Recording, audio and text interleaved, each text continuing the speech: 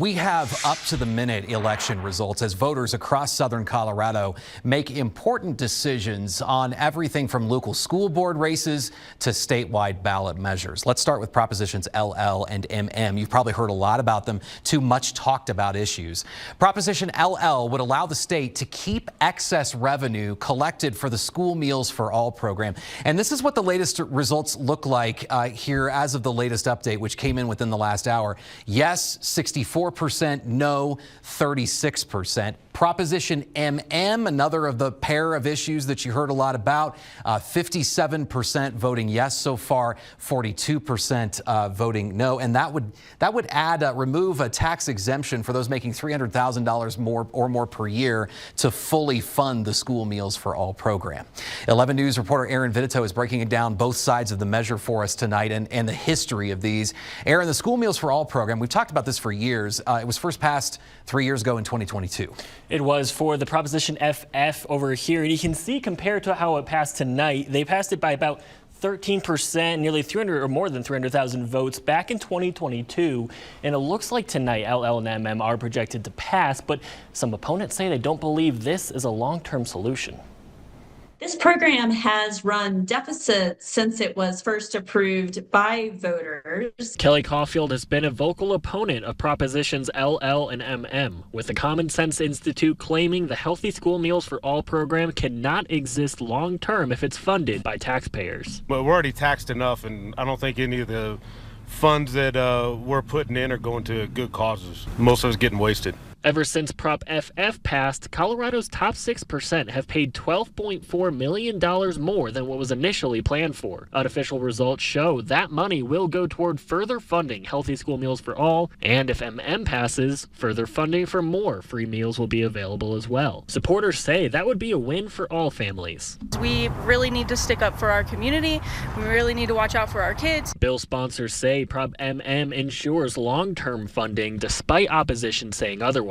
One voter says he believes more can be done, but adds even if this solution is short-term, he still believes any funding for the program is worth it. So I would agree that there does need to be some comprehensive work on long-term solutions, but not at the cost of hurting people that need that. Some voters also told me the recent lapse in SNAP benefits influenced them to vote in favor of MM, which includes additional funds for that program. These are the unofficial results, but should this pass after these results are certified, the Colorado Department of Education will be able to use these extra funds next year. Adam. All right, Aaron, thank you for the update. And tonight, it does appear the mayor of Pueblo will keep her job. Question 2C asked voters in Pueblo if they wanted to eliminate the mayor's office and replace the position with a city manager. So here are the unofficial results as of the latest update. As you can see, around 2/3 of voters have voted no on 2C. That would mean that Pueblo's mayoral position would remain in place. We talked with one city council member leading up to tonight who was pushing for the change. Literally and figuratively a disaster. We've had a problem with money being used and expended that we don't have, to the point that we're having to ask for taxes. Ahead of the election, Mayor Heather Graham criticized the city council, accusing the panel of not working with her office, stifling economic growth, and disrespecting city staff and community partners. The problem isn't the form of government, it's the dysfunction of the people running it.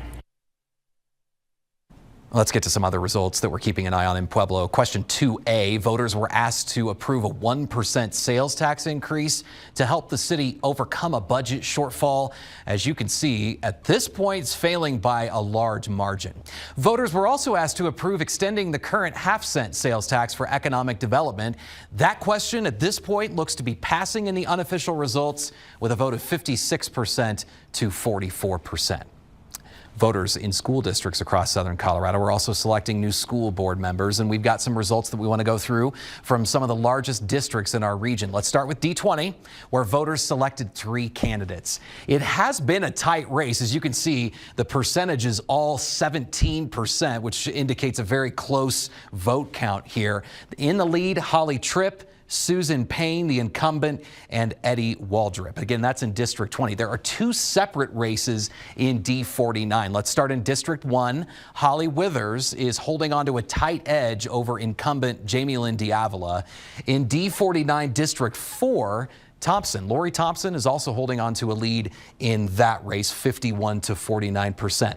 To District 11, voters also selected 3 new board members there. Michelle Rule, Leanne Baca-Bartlett, and Jeremiah Johnson at this point have a very tight lead among a field of candidates. We'll keep you posted on that into the evening hours. In Pueblo District 60, voters picked 2 school board members. Tommy Farrell in the lead tonight with 19% of the vote, and Darian Michael Ibarra, they hold the edge over incumbent Kathy De Niro.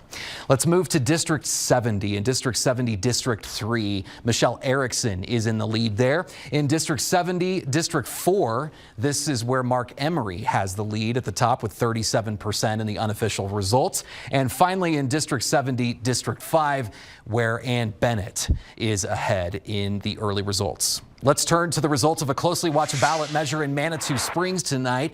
Ballot issue 2A asked voters whether the city should increase the so-called amusement tax on tickets and admissions fees in order to make up for a revenue shortfall due to Colorado Springs legalizing recreational marijuana.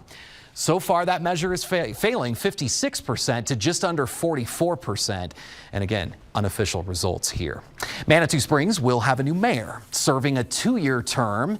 She ran unopposed, and her name is Natalie Johnson. She tells us she's lived in the Manitou community for 23 years now. She is currently the director of the Manitou Arts Center. She's also finishing up her time on city council, as well as being vice president for Manitou's Board of Education. For me, I felt like I was the right person for this moment. Just really being able to, again, enhance all that Manitou is and make sure that we don't lose ourselves in maybe a tumultuous time. I believe that I can help do that. We have our full one-on-one interview with Johnson on our website, kktv.com. A lot more to cover with election results tonight. We have a full updated list of results right at the top of our website at kktv.com. You can also get the latest through the 11 News app. You'll see election results just after opening up the app.